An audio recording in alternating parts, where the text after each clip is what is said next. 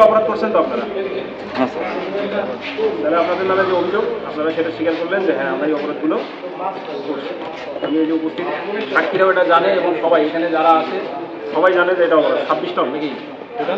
26 ton polythene নিয়ে আসছেন, মানে প্রত্যেকদিন বা সপ্তাহ ইন্টারভালে যদি আপনারা 26 টন করে নিয়ে আসেন পুরা মানে পলিথিনের শহর হইতে বেশি দেরি হয়, মানে এটাতে নিষিদ্ধ, তারপর আপনারা এই কাজটা আরো বেশি বেশি করে করতেছেন, তাই তো? তাহলে আপনারা অপরাধ স্বীকার করেছেন। এখানে আইনে 2 বছরের কারাদণ্ড এবং 2 লক্ষ টাকা অর্থদণ্ড রয়েছে এবং সেই সঙ্গে যদি এই কাজ পুনরায় ঘটান সর্বোচ্চ 10 লক্ষ টাকা পর্যন্ত অর্থদণ্ড আছে। যেহেতু এর আগে ডিবি ধরেছে আমি এটা আমলে দিচ্ছি না, কারণ হচ্ছে যে এটা মোবাইল কোর্ট হলে আমলে নিতাম, ঠিক আছে? আপনি যেহেতু দীর্ঘদিন থেকে করতেছেন আপনি তো সুতরাং নাই, আপনার এই অপরাধের কারণে আপনাদের 1 মাসের কারাদণ্ড। আপনি কয় মাস? 4 মাস। আপনার 15 দিনের কারাদণ্ড, আপনারও 1 মাসের কারাদণ্ড। আর এর সাথে যুক্ত থাকবো না স্যার। এবং সেই সঙ্গে আপনাকে 2 লক্ষ টাকা অর্থদণ্ড প্রদান করতে হবে। 2 লক্ষ টাকা অনাদায়ে 15 দিনের কারাদণ্ড। এই কই পুলিশ কই?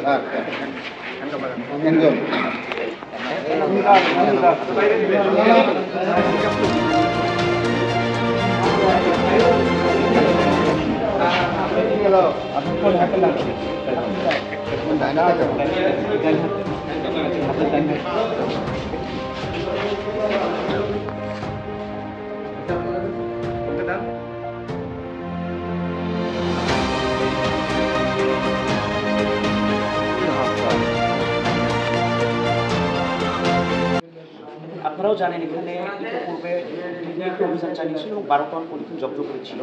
তো তারপর থেকে এই এলাকায় বিশেষ করে এই গরমে আমরা আমাদের নজরদারি কার্যক্রম অব্যাহত রাখি। তো আমরা যখন জানতে পারি গতকালকে রাতে বিপুল পরিমাণে পলিথিনের স্টোরেজ করা হচ্ছে, তখন আমরা এসে যাচাই করার পরে পরিবেশ অধিদপ্তরকে জানাই এবং পরিবেশ অধিদপ্তর তখন এক্সিকিউটিভ ম্যাজিস্ট্রেটের উপস্থিতি এখানে মোবাইল কোর্ট পরিচালনা করে এবং হাতে নাতে 3 জন সহযোগী সহ মোট 26 টন পলিথিন এগুলি জব্দ করা হয়েছে এবং তাদেরকে মোবাইল কোর্টের মাধ্যমে জরিমানা এবং জেল দণ্ড দেওয়া হয়েছে। আমরা ভবিষ্যতেও আমাদের নজর অব্যাহত রাখবো, আমরা চেষ্টা করবো এগুলোকে সদস্য ধন্যবাদ। ভাই কিছু বললেন আপনি? আপনি কে? আপনি কে? আপনি কে? আমাদের মতো মানুষ, আপনি আমাকে কমান্ড কেন করলেন? ভাই একটু লঙ্গে আসি।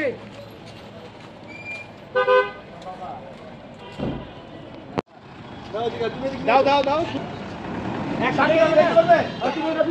কারণ এর সামনে থাকবে না, তারপরে তো ট্রাক।